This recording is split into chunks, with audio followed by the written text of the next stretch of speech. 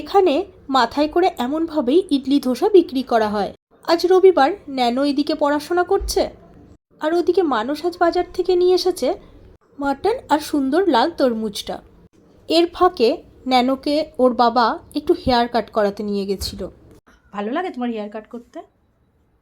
খুব সুন্দর হয়েছে। ঠিক আছে, চলো চলো তাড়াতাড়ি রান্নাটা করে নিই, ঠিক আছে? দেরি হয়ে যাবে।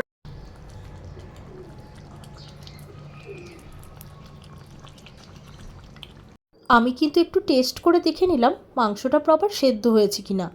চলুন রান্নাগুলো গুছিয়ে রাখি, ন্যানুর কিন্তু স্নান হয়ে গেছে।